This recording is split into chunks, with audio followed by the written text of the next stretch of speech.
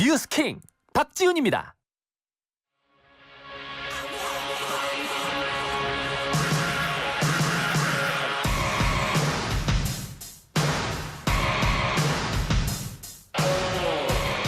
국민의힘 전당대회는 결선 투표가 없다면 닷새 후 결과가 나옵니다. 자, 내일 4일부터 나흘 동안 본경선 투표가 진행이 됩니다.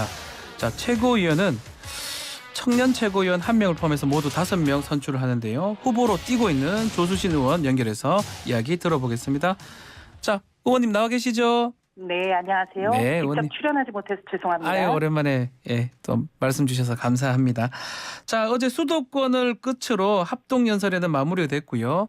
내일부터 본경선 투표가 시작되는데 이제 선택의 시간만 남겨두고 있습니다. 지도부 입성 자신 있으신 거죠? 선거라는 거는 크든 작든 항상 끝까지 최선을 다해야 됩니다. 예. 그런데 좀 걱정되는 것은요. 너무 초반부터 조수진은 안정권이다라든가 아니면 여성은 3위 안에 들지 않아도 된다라든가 이런 이야기들이 퍼지면서 굉장히 저로서는 지금 고군분투하고 있어요. 조직표를 기대하기가 좀 어렵고요. 예. 그래서 꼭 2표 중에 1표를 달라. 그리고 우리가 내년 4월까지 총선 전까지 제1의 전장은 국회다. 네. 이런 점을 강조하면서 마지막까지 지지를 호소하고 왜 조수진이어야 하는가 이 점을 좀 알리는 데 주력하고 있습니다. 마지막까지 좀 표를 달라 지금 말씀하시고 있는데 그럼에도 불구하고 보수 여전사라고 말씀을 하시잖아요. 연설도 보면 목소리도 좀 쩌렁쩌렁 힘이 느껴지는데 혹시 좀 힘들고 이런 건 없습니까? 계속 연설하고 이렇게 얘기하면서요. 글쎄요. 그 연설은 사실 목소리 크기가 중요한 건 아니에요. 저도 그렇게 막 목소리를 일부러 크게 한다든가 그런 건 없고 다만 이제 연설에서 가장 중요한 것은 후보로서 가지고 있는 비전과 구상입니다. 특히 이번에는 윤석열 정부의 첫 여당 지도부고요. 그리고 내년 4월 총선에서 이겨야만 좀 완전한 정권 교체가 가능해지거든요. 거기에 대한 비전과 구상이 들어있다. 제가 좀 제 장점을 좀 칭찬한다면 조금 멋쩍습니다만 칭찬해 좀 주십시오. 그 부분이 다른 분들과 좀 차별화가 된 것 아닌가. 그리고 그런 어떤 전략을 제한된 시간 내에서 잘 전달하는 것 이것도 굉장히 중요하거든요. 중간에 끊기면 안 되니까요. 예, 그래서 정해진 시간 안에서 그 총선 승리 그리고 윤석열 정부의 성공을 위해서 제가 갖고 있는 비전과 구상을 제시하는 것 여기에 대해서 좀 메시지를 가다듬고 있습니다. 자, 발표되는 여론조사를 좀 보면 이른바 친윤계 후보들의 약진이 두드러지고 있습니다. 5자리를 다 찾을 수 있는가 최고위원 자리 이게 지금 아마 관심이 될 것 같은데 이 이준석계라고 알려진 천하용인 특히 허은하 김용태 이 두 사람 합류 여부 어떻게 보십니까? 현장 반응은 좀 어때요? 우리 박지훈 변호사나 언론에서는 들어와서 분탕질하면 재밌겠죠. 그렇죠? 재미는 아니고요. 얘기는 이제 할 수는 있지만 우선 대통령께서 취임한 지 1년이 채 되지 않았습니다. 그래서 여당이라고 하면 기본적으로 대통령 정당이에요. 그러니까 모두가 다 친윤해야 되죠. 그리고 비윤 반윤이라고 분류되는데 항의도 하지 않고 그것을 즐기는 듯한다. 이것 자체가 굉장히 지금 당 내부가 불행한 것입니다. 그리고 또 한 가지는 선거는 내가 출마하는 것이잖아요. 그런데 누가를 대리 출전했어요.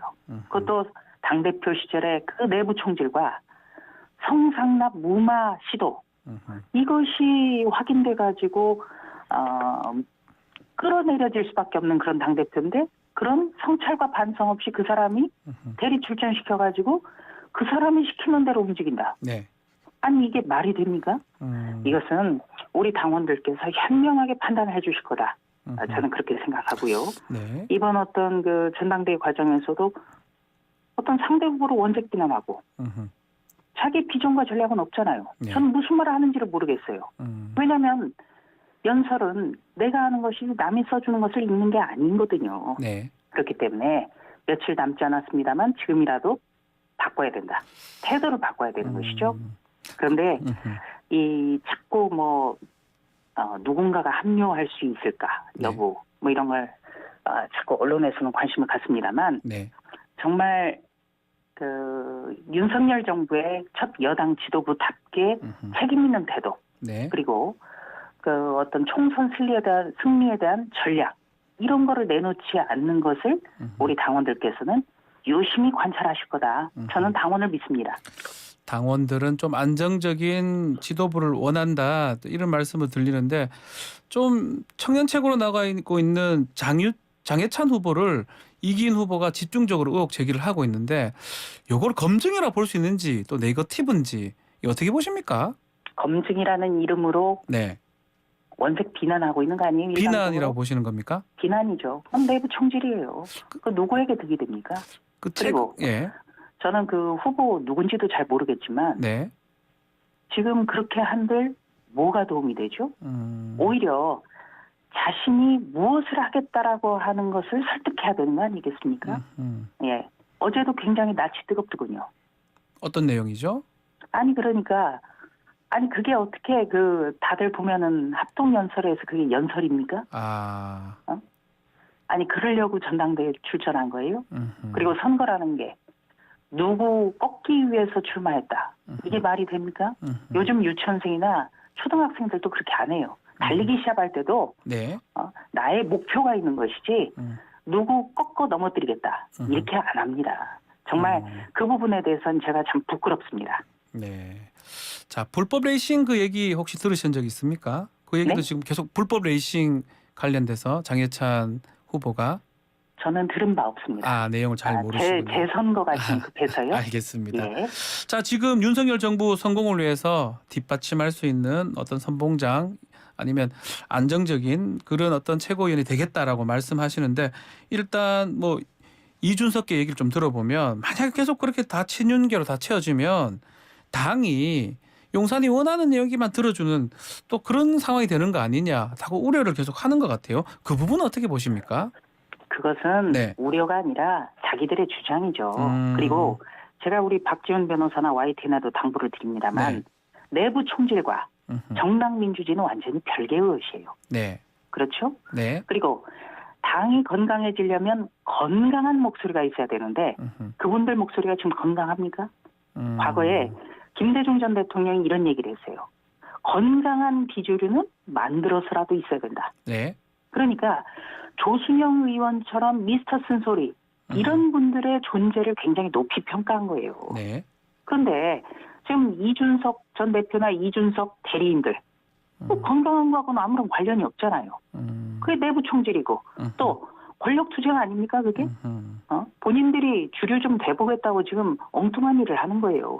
그거를 정당 민주주의라고 포장하려고 해도 예. 당원들은 속지 않는다. 국민도 속지 않는다. 네, 이렇게 말씀드립니다. 그럼 예를 들어서 지금 최근에 있었던 정순신 임명 관련돼서 이런 경우 좀 대통령실한테도 좀 얘기를 해야 될 부분 아닌가 이런 얘기도 있거든요. 지금 정순신 변호사 문제에 대해서 얘기 안 한 사람이 있습니까? 저만 해도 많이 했죠. 네. 그런데 예. 정순신 변호사 사태가 뭐 정권을 위협하는 뭐가 된다. 이렇게 이준석 전 대표. 더불어민주당 이재명 대표도 그렇게 얘기 안 해요. 그렇지 않습니까? 네. 그건 사안을 호도하는 것이죠. 그리고 이 정순신 변호사 문제는 저부터가 네. 여당의 일원으로서 송구하다는 말씀을 드린 바 있습니다. 학교폭력 문제는 우리 사회에서 추방돼야 될 큰 병폐예요. 네. 그리고 또 한 가지는 이 학교폭력의 이른바 아빠의 입김, 아빠의 영향력을 투입하려는 그런 시도가 있었단 말이에요. 네. 그렇다면 이거는 잘못된 거죠. 그러나 공직 후보 스스로가 이 부분을 내가 공직 후보로서 과연 적합한가? 네. 이 부분에 대해서 깊이 들여다보지 않았다면 그것은 어떻게 알 수 있는 방법이 참 적어요. 알 수가 없다. 그렇기 때문에 네. 이번을 계기로 해서 공직 후보자의 검증 문제 여기에 대해서 우리는 보완을 해야 될 것이고 예. 또 각 대학도 이 학교폭력 문제에 대해서는 지원자가 불이익을 당할 수 있도록 해야 이 학교폭력 근절에도 도움이 되는 것이거든요. 네. 그래서 제도 개선을 해야지 이게 무슨 뭐 윤석열 정부의 뭐 전복하는 어떤 위협이 될 거다. 이런 이야기를 한다는 것 자체가 이거는 더불어민주당의 이중대로밖에 저는 볼 수가 없습니다. 아, 이준석계가 더불어민주당의 이중대다. 차라리 그냥 떠났으면 좋겠습니다. 아, 갔으면 좋겠다 이런 생각이 예. 드시군요. 마지막으로 천하람 후보 얘기 한 번만 질문 좀 드려보면 자꾸 이준석 대리인에 대해서 저보고 논평을 요구하는 것 자체가 좀 부적절하다고 생각하지 않으십니까? 알겠습니다. 누군가의 대리인에 대해서 최고위원 후보로서 왜 제가 자꾸 그런 데 대해서 언급을 하고 논평을 하죠? 네. 저에 대한 비전과 전략을 물어보셔야 되는 거 아니에요? 아직 시간이 조금 있어서 좀 질문을 드려보겠습니다. 그분들은 그냥 권력 투쟁하는 거예요. 막 치받고. 네. 자, 당대표 당을 위해서 무슨 건강한 목소리가 나왔습니까? 지금까지. 알겠습니다. 당대표 후보 관련해서 김기현 후보가 이제 선출이 된다면 이 KTX 울산 땅 투기 얘기 이 부분은 앞으로 어떻게 될 것 같습니까? 지난해 가을이죠. 네. 제가 법사위에서 네. 김용민, 김남국 의원 등 이른바 더불어민주당 철험의 강경파 의원들이 PPT 띄워놓고 제기하는 거 있었지요. 네. 그때 조목조목 반박을 했어요. 그리고 98년인가요? 그러니까 정계 입문 한참 전에 산 것이거든요. 네. 그렇다면 권력통도 아니지 않습니까? 그리고 최근까지 김기현 후보 같은 경우에는 우리 당의 원내대표였어요. 네. 만약에 울산 당에 투기가 있었다면 불법적인 권력형 어떤 투기가 있었다면은 그거를 더불어민주당이 내버려 뒀겠습니까? 아니잖아요. 아니 없는 것도 만들어서 공작하는 분들이 그냥 뒀겠어요? 생각해 보시면은 이건 상식적으로 가늠할 수 있는 것 아닙니까? 알겠습니다. 총선 때까지 이 얘기가 좀 더 안 나올 것이다 이렇게 보시는 건가요? 총선 때까지 나오고 안 나오고는 더불어민주당이나 또 이준석에 달렸습니다만 그게 실제로 뭔가 의혹이 있었다면 더불어민주당이 가만히 있었을 것 같지도 않고요. 그리고 그런다고 해서 이재명 대장동 부패 게이트가 덮이는 게 아니에요. 예.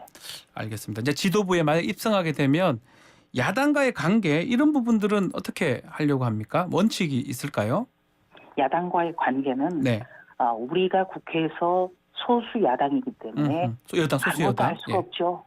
그렇기 때문에 어떻게 해서든지 논리적으로 더불어민주당의 어떤 주장과 공세가 왜 잘못됐는지 우리가 법안 같은 거 스스로 막을 수 없는 그런 한계는 있습니다만 의석수 때문에요. 그걸 마지막까지 치열하고 논리적으로 그렇게 가야 되는 것이죠. 검수완박법이나 임대차 3법 또 최근에 양곡관리법 같은 상황만 보더라도 더불어민주당이 거대 정당 국회에서 여당으로서 우리에게 협치 의사가 있었나요? 없었잖아요. 그리고 다짜고짜 당대표가 중대 부패 범죄 의혹으로 구속되기 직전인데 다짜고짜 대통령 만나겠다고만 하는 것 이거는 협치로 포장될 수 없습니다. 그러니까 더불어민주당이 지금이라도 당대표 바꾸고 또 원내에서는 민생을 위해서 최선을 서로가 해야 되는 것이죠. 민생을 위해서 치열하게 경쟁을 해야 되는 것이죠. 양곡관리법 얼마나 문제가 많습니까? 무조건 남는 쌀을 정부에서 수매를 하도록 한다면 쌀의 질이라든지 농업의 미래라든지 이런 건 뒷전이잖아요. 그리고 검수완박법 시대의 법을 통과시켜가지고 나라가 어떻게 됐습니까? 그런 점을 저는 계속해서 알려나갈 방법입니다. 알려나가도록 노력하겠습니다. 알겠습니다. 자, 비명계원 민주당 떠날 수밖에 없을 것이다. 연말에 정계 개편 막이 오른다 이런 예측을 하셨던 것 같은데 근거가 좀 있는 겁니까? 제가 이제 국회에 들어오기 전에 25년쯤 기자 생활을 하면서 그렇죠. 지금 현재 더불어민주당의 전신 정당도 많이 지켜봤지 않습니까? 민주당 물론 지금 더불어민주당은 과거에 김대중 대통령의 민주당은 완전히 별개의 정당이죠. 돌연변이 정당이에요. 그런데 총선은 남의 선거가 아니라 내 선거예요. 그런데 저런 당대표로 총선을 치를 수 있다. 이렇게 생각하십니까? 박 변호사가 아닐 거예요.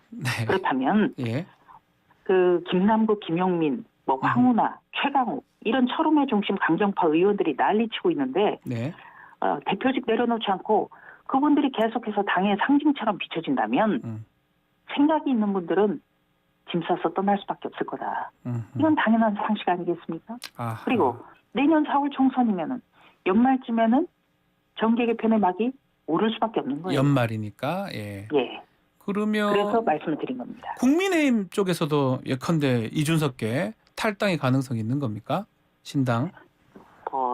탈당이나 그런 거는 본인들 선택인데요. 예. 자, 철험의 중심에 그냥 뭐 아니면 말고식의 강경파 의원들 때문에 떠나는 분들과 네. 내부 총질당 만들겠다는 거. 그게 어느 쪽이 그러면은 여론에 조금 호소를 할 수가 있죠. 그리고 성상납 무마 시도가 중도 확장과 무슨 관련이 있죠? 내부 총질 외에 예. 가치와 비전이 있어야 될 거 아니에요. 네. 그렇죠? 예. 그렇기 때문에 뭐 탈당을 하든 신당 창당을 하든 그거는 본인들 뭐 자유입니다만 예, 그에 대해서 뭐 많은 분들이 현명하게 생각하실 거다. 저는 그렇게 생각합니다. 네. 자, 이 공천 관련해서 이 앞으로 만약 이제 김기현 후보나 이렇게 되면 공천 갈등 같은 건 좀 없을까요? 공천 갈등이라는 거는 네. 없을 수가 없죠. 무조건 있을 수밖에 네. 없다. 예. 아니 왜냐면은 모두가 다 공천을 받으려고 하고 네. 못 받는 쪽에서는 다 개혁 공천이 아니어서 내가 탈락했다 이렇게 주장도 할 수 있을 것이고 네. 그렇기 때문에 더 공천의 시스템을 보강을 해야 되는 것이죠. 아하. 그래서 이번에 TV 토론에서도 제가 두 가지를 말씀을 드렸어요. 어떤 걸 말씀하셨죠? 예. 하나는 네. 후보들의 인물에 대해서 우리가 국민께 자신 있게 상품을 내놓으려면은 도덕성을 강조를 해야 되는 것이죠. 예. 가령 음주운전 문제나 세금 체납 문제, 네. 또 성사건 비위 이런 것은 지금 정부에서 발급되는 공증된 문서로서도 충분히 검증 가능해요. 네. 그 서류를 떼서 제출하지 않습니까? 네. 그런데 2020년 4월 총선에서는 그것도 안 걸러진 거예요. 그렇기 때문에 마구잡이 공천, 뭐 또 낙하산 공천, 뭐 지능 공천 예. 이런 식으로 갔고요. 인물 위주 공천이 필요하다. 예. 또 그리고 이 인물도 인물이지만 또 갑자기 경기 광명 같은 곳을 청년 몫으로 할당을 한다고 해서 광명에 하루도 살아보지 않은 뭐 30대 청년을 갑자기 내리꽂는다. 그건 굉장히 오만한 태도죠. 네. 그런 거 안 해야 되는 것이죠. 알겠습니다. 그래서 시스템을 보강하고 그리고 이 정책과 관련해서는 윤석열 정부의 개혁, 노동, 연금, 교육 등의 3대 개혁과 선거구제 개편 등 정당 개혁에 대해서 여당이 뒷받침하는 모습을 보이면서 민생에 호흡하는 것 네. 이런 걸 보여드리는 것이 가장 중요하다 이렇게 생각합니다. 자, 시간이 다 돼서 우리 당원들에게 왜 조수진이 지도부에 입성해야 되는지 짧고 굵게 어필 부탁드리겠습니다. 네, 우선 이번에는 윤석열 정부의 첫 여당 지도부고 총선 승리를 위한 지도부입니다. 네. 무엇보다도 국회에서 이재명 방탄의 더불어민주당이 사활을 걸 수밖에 없기 때문에 더 치열해질 더불어민주당의 국회 폭거에 대해서 국회에서 가장 치열하게 논리적으로 대응할 저 조수진에게 꼭 한 표를 부탁드립니다. 그리고 저는 50대 초반의 여성 그리고 서울의 당협위원장입니다. 확장성에 대해서도 좀 많이 생각해 주셨으면 좋겠습니다. 알겠습니다. 자, 오늘 말씀 여기까지 듣겠습니다. 감사합니다. 네, 고맙습니다. 조수진 국민의힘 최고위원 후보가 함께했습니다.